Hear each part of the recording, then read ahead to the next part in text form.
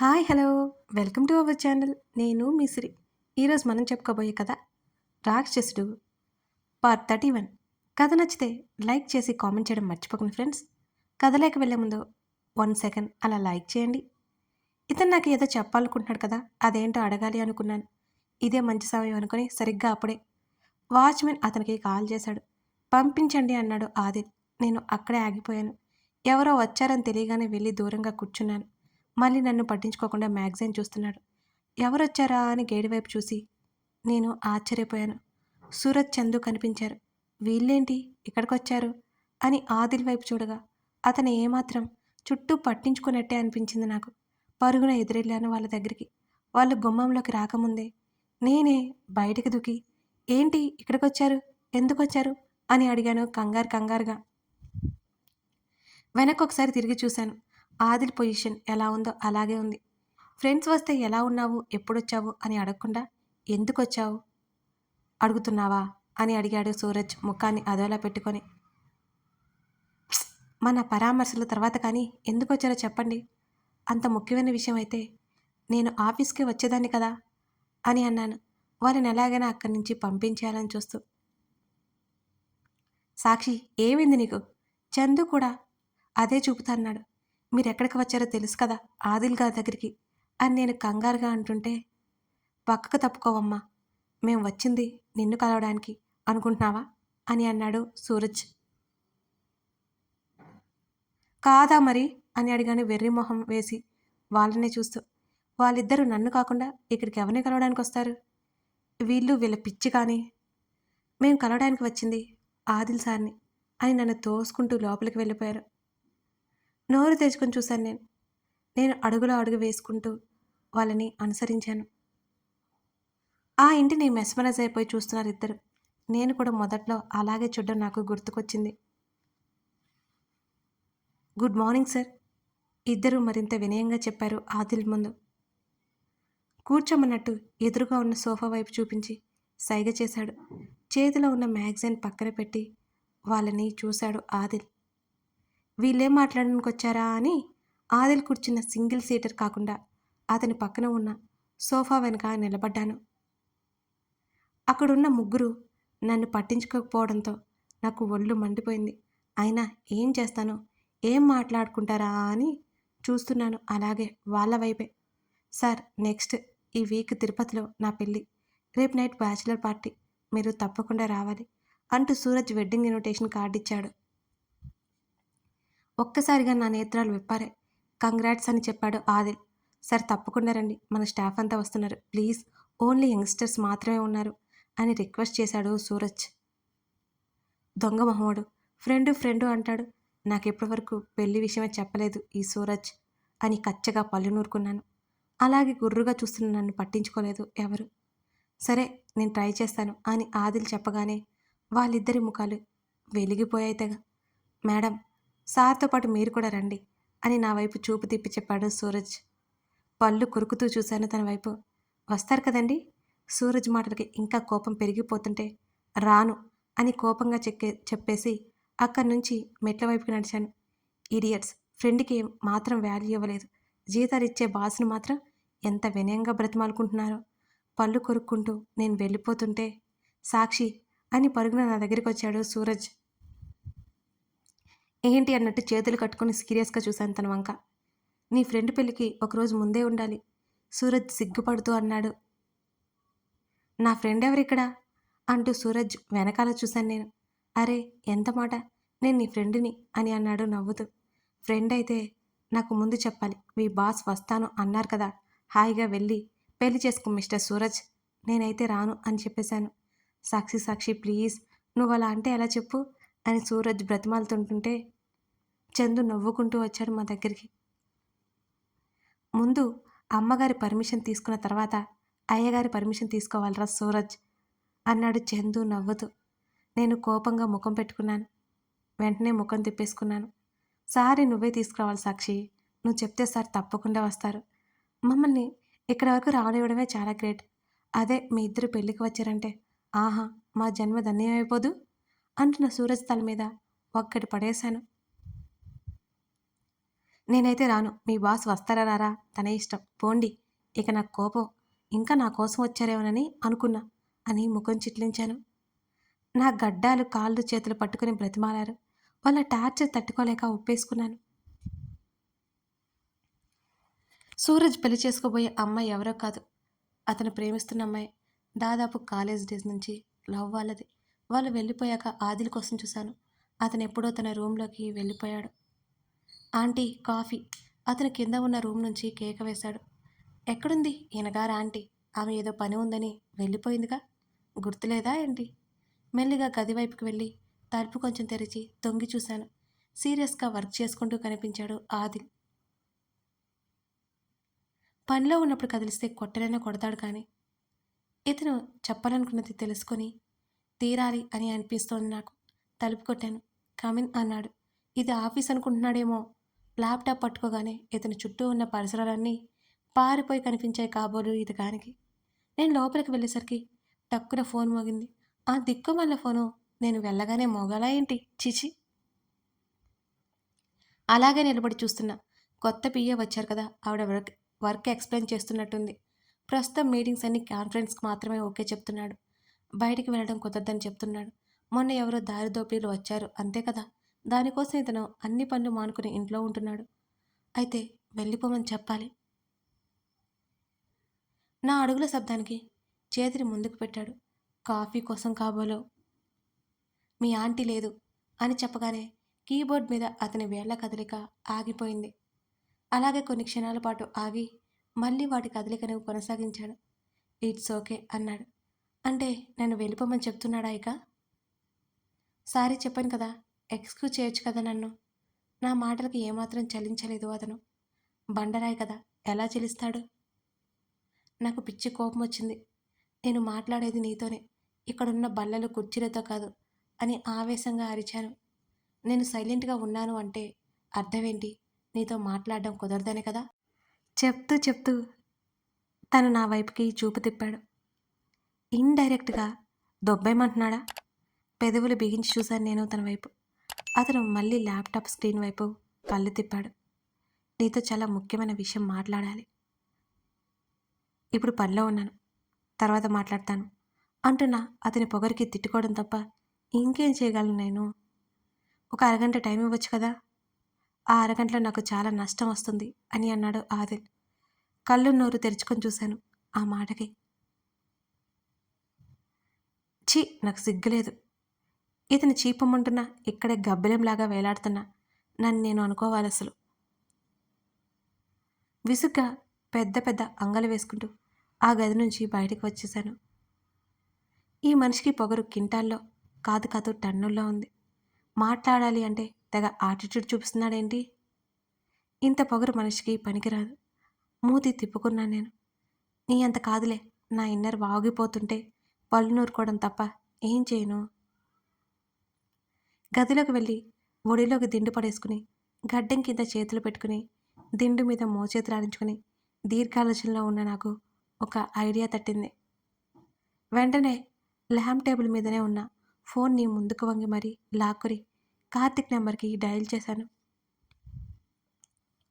కార్తిక్ ఇప్పుడు చెప్తాడు కదా, ఇతను చెప్పకపోతే ఏంటి? ఆ స్ట్రాంగ్ రీజన్ ఏంటో నేను వింటా. ఏం మాయ మాటలు చెప్పి అందరినీ ఇతగాడు మోసం చేశాడు ఇప్పుడే తెలుసుకుంటా అని మనసులో అనుకుని, అయినా ఇతని మాయల మంత్రాలు నా మీద పనిచేయవులే అనుకున్నాను.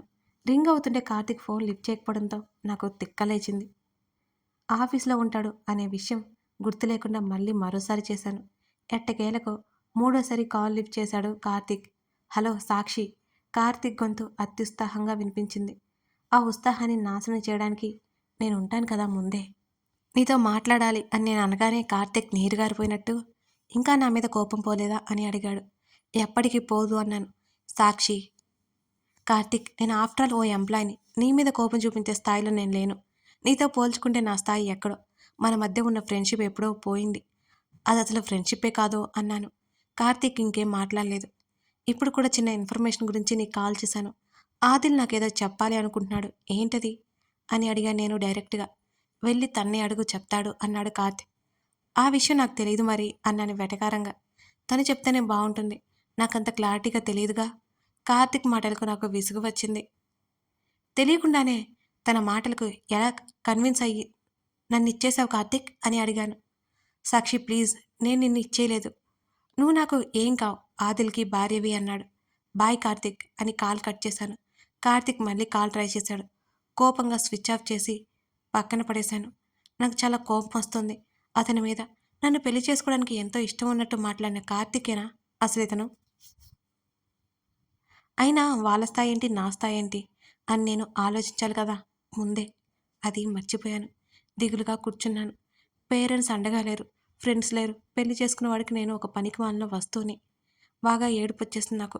బోర్లా పడి దిండులో ముఖం దాచుకున్నాను. ఎంతసేపు అలా ఏడ్చానో నాకే తెలీదు. అసలు నా జీవితం ఏడిపోతుంది. నేను ఎవరికీ అక్కర్లేదు. ఒంటరిదాన్ని. చావడానికి కూడా నాకు ధైర్యం చాలట్లేదు. కార్తీక్ నా కోసం మరోసారి వచ్చినా నేను అతని దగ్గరికి వెళ్ళను. నా వైపు స్టాండ్ తీసుకోలేని అతను మళ్ళీ మరో సమస్య రాగానే నన్ను వదిలేయడని గ్యారంటీ ఏంటి? ఆదిల్ మరో నెలలో నన్ను పంపించేస్తాను అని చెప్పాడు కదా. ఇప్పటికి 10 రోజులు గడిచిపోయాయి. ఇంకా 20 రోజుల సమయం ఉంది అతనికి. అలాగే నిద్రపోయాను. మధ్యాహ్నం నా భుజం మీద ఎవరో తట్టినట్టు అనిపించడంతో తల తిప్పి చూశాను. ఎదురుగా ఆదిల్ కనిపించాడు. కాస్త ముందుకు వంగి నన్నే చూశాడు. లంచ్ చేద్దాంరా అన్నాడు. నేను ముఖం తుడుచుకుని నాకు ఆకలి వేయట్లేదు, తర్వాత చేస్తాను అని అతని వైపు చూడకుండానే చెప్పాను. సరిగ్గా లేచి కూర్చొని ముఖం మీద పూర్తిగా పడిపోతున్న జుట్టుని చిరాగ్గా వెనక్కి తోసుకుని మోకాలు రెండు మడిచి దగ్గరికి పెట్టుకుని అలాగే కూర్చున్నాను. అతను నాకు కాస్త దూరంలో ఎదురుగా కూర్చున్నాడు. నేను అతని వైపు చూడలేదు. ముఖం పక్కకు తిప్పేసుకున్నాను. నా జుట్టు నా ముఖాన్ని సగం వరకు కప్పేసింది. అతని చెయ్యి నా ముఖాన్ని తాకగానే నా కళ్ళు మూసుకుపోయాయి. మెల్లిగా నా జుట్టు సవరించాడు. ఏడ్చావా అని అడిగాడు. నేను అతని వైపు చూడలేదు. సమాధానం కూడా చెప్పలేదు. చెప్పాను కదా నిన్ను పంపించేస్తానని. ఏడవకు. అక్కడ ఇక్కడ ఉన్నన్ని రోజులు నీకు నచ్చినట్టుండు.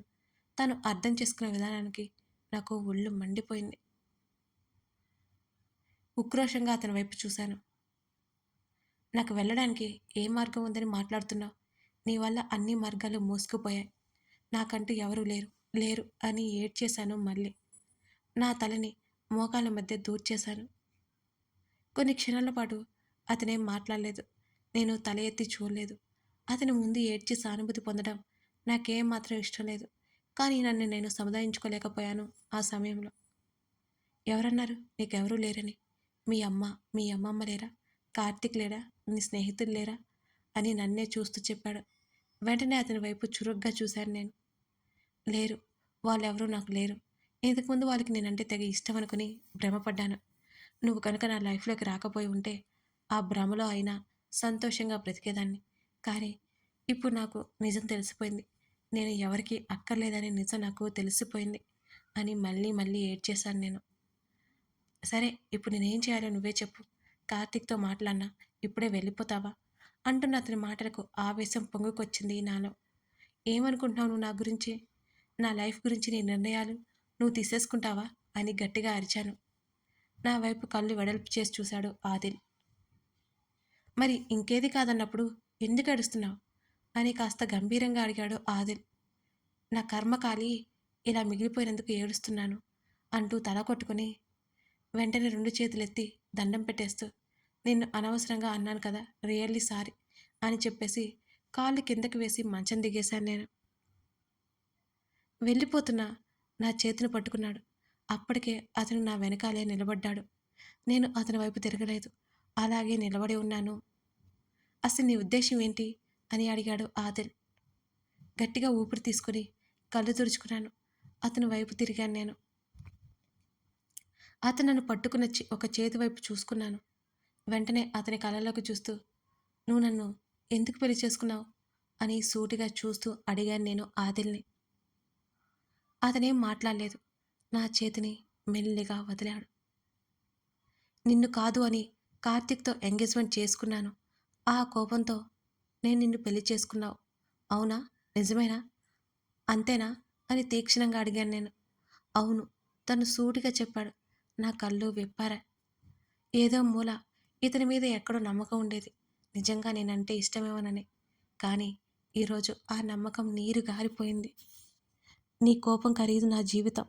నా మాటకి ఎదురు సమాధానం లేనట్టు ముఖం తిప్పేసుకున్నాడు ఆదిల్. నన్ను పంపిస్తాను అన్నావు కదా, పంపించు అనగానే నా వైపు చూశాడు ఆదిల్.